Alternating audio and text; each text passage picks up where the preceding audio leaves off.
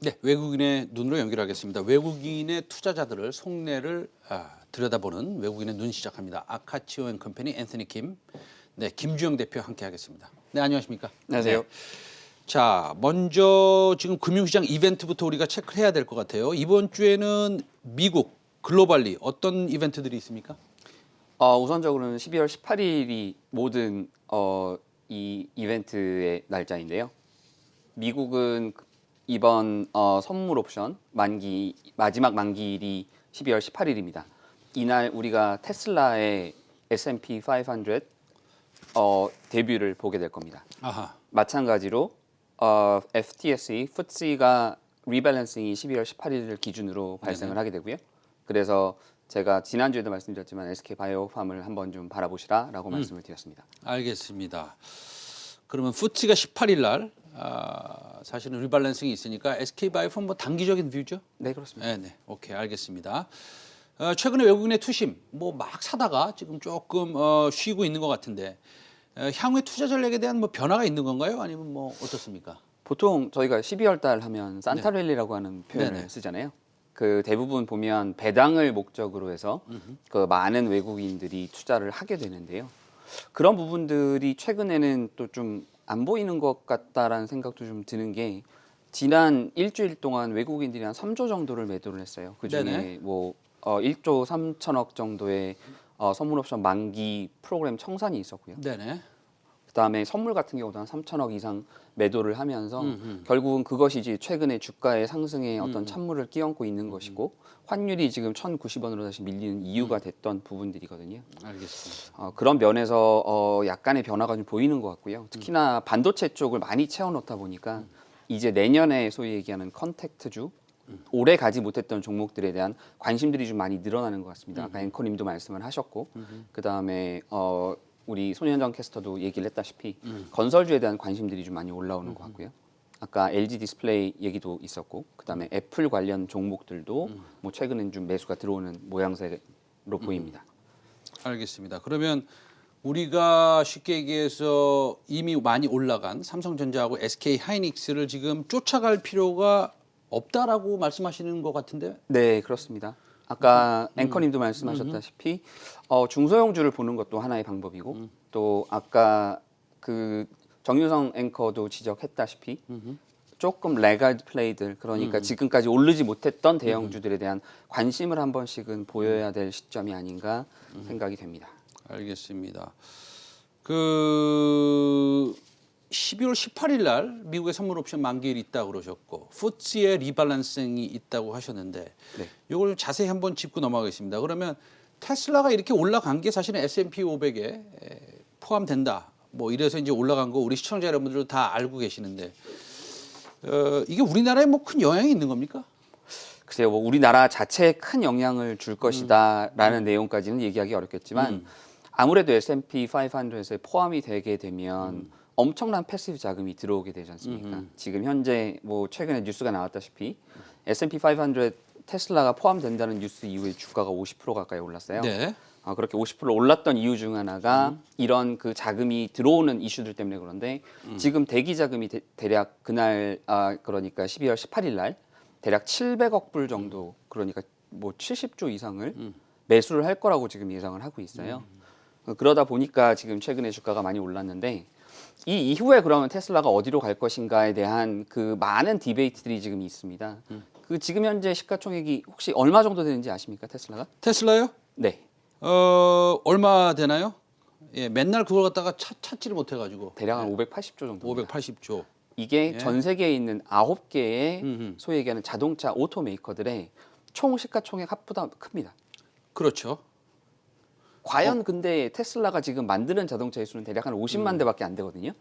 약 1%가 채 되지 않아요. 그래서 이게 굉장히 오버밸류 돼 있는지, 네. 예, 고평가돼 있는지, 아니면은 여기서 더 갈 수 있는지 그렇죠. 참 애매하죠, 사실은요, 뷰가. 맞습니다. 예, 그래서 이제 시장에 극명한 뷰가 있다.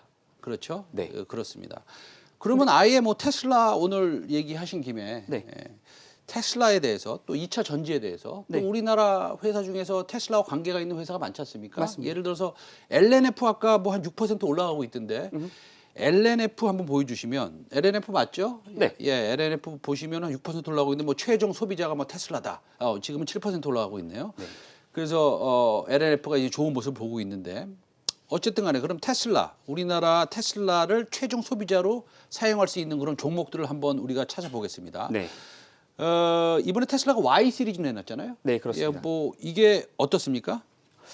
뭐 Y 시리즈를 내놓으면서 중국의 기가 팩토리에서 이제 생산을 시작할 것이다. 그리고 이에 대해서 LG 화학이 그 전기차 배터리를 납품을 할 것이다라고 하는 뉴스가 나왔었잖아요. 네. 그러면서 패나소닉하고 CATL이 어떻게 보면 좀 밀려나는 그래서 LG 화학의 어떤 독주 체제가 어느 정도 완성이 되어가는 그런 모양새들을 보였었는데 네네.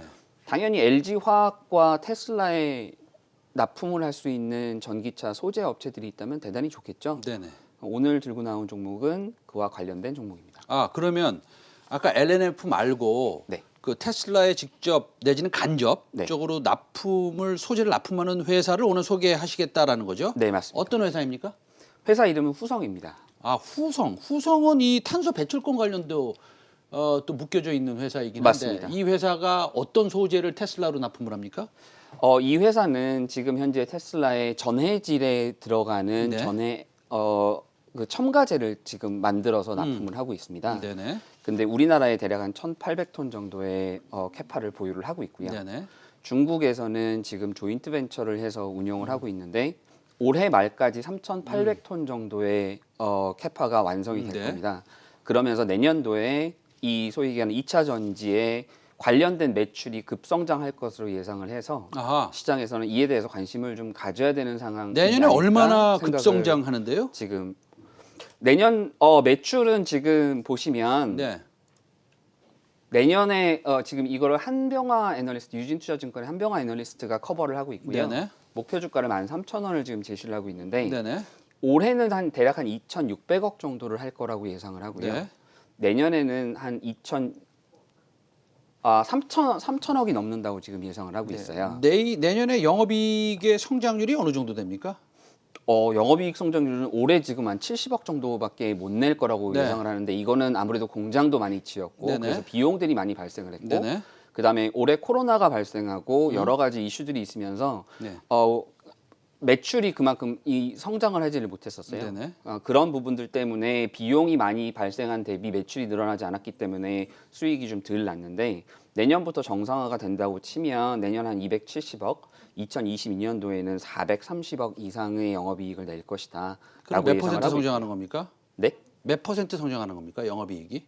영업이익이 거의 이거는 50% 이상 성장을 하는 거죠. 네네. 올해 같은 경우는 뭐 이거는 몇 배를 성장하는 거잖아요. 70억에서 260억, 270억이니까 한 300~400% 300% 성장한다? 성장하는 겁니다. 그러면은 올해는 제가 좋아하는 종목들이 그런 거거든요. 올해는 실적이 별론데 네. 내년에 수백 퍼센트 성장하는 회사. 맞습니다. 그 후성이 그런 종목의 카테고리에 어떻게 포함시킬 수 있겠습니까? 완전히 포함이 되는 거고요. 네네. 이 회사는 지금 2차 전지뿐만 아니라 네네. 반도체에도 굉장히 특허를 가지고 있는 회사예요. 이 특히나 특수가스를 지금 제조를 하고 있는데 네. 가스가 C4F6라고 하는 것이 있고 네네. WF6라고 하는 두 가지 생산 가스를 지금 생산을 하고 네. 있는데요. 이 부분들에서 WF6 같은 경우는 지금 400톤 정도를 생산하는데 중국에 지금 500톤 추가 캐파를 증설을 했거든요. 네네. 근데 이것들도 지금 우리나라의 소위 얘기하는 SK 하이닉스랑 삼성전자 등에 납품을 하도록 계약이 이미 다 체결이 되어 있어요. 자, 마지막으로 탄소 배출권 거래의 최대 수혜주다 이런 얘기가 있어요. 네. 그래서 탄소 배출권 영위 기업이 사실은 후성하고 네. 휴캠스하고 뭐 맞습니다. 유니슨도 있고 그렇습니다. 네, 맞습니다. 근데 후성이 어떻게 사실은 중국과의 탄소 배출권 거래 라이선스 같은 거 네. 이런 것도 있습니까? 네, 지금 후성이 중국 CFT의 탄소 배출권 사업을 지금 획득을 해서 그걸 운용을 하고 있고요. 네. 향후 탄소 배출권이 며칠 전에 문재인 대통령이 네네. 2050 대한민국 탄소 중립 비전이라고 하는 것을 네네. 발표를 했지 않습니까? 네네. 그걸 발표를 하면서 결국은 탄소 배출권에 대한 관심도가 굉장히 많이 높아졌거든요. 네네. 앞으로의 거래량이 증가했을 때 네. 이런 부분에서 네. 분명히 그 수혜를 볼 수 있는 부분이 있기 때문에 네. 후성은 그런 면에서는 굉장히 좋은 종목이다. 분명히 관심을 좀 그러면 가져야 탄소 되는 종목이다. 배출권 거래의 최대 수혜고 그다음에 테슬라에 직접 간접적으로 전해질에 들어가는 첨가물을 납품을 하고 네. 내년에 실적이 뭐 한 300% 가량 늘 수 있다는 턴어라운드하고. 추정치가 나오고 있고 네, 나쁘지 않네요. 네 그렇습니다. 요즘에 뭐 김주영 대표가 우리 그 앤서니 킴 대표가 그래도 좋은 종목을 많이 소개하시는 것 같은데 그 KMH도 어저께 굉장히 좋았던 것 같아요. 우리 김주영 대표가 소개시켜 주신 건데 어저께 상한가 갔고 네. 갔다가 좀 떨어졌고 지금 마이너스인데 상당히 요즘에 종목 잘 골라오시는 것 같습니다. 앞으로도 잘 부탁드리겠습니다. 네, 감사합니다. 네, 아카추엔 컴퍼니 김주영 대표 앤서니 킴 오늘 말씀 잘 들었습니다. 감사합니다. 감사합니다. 예.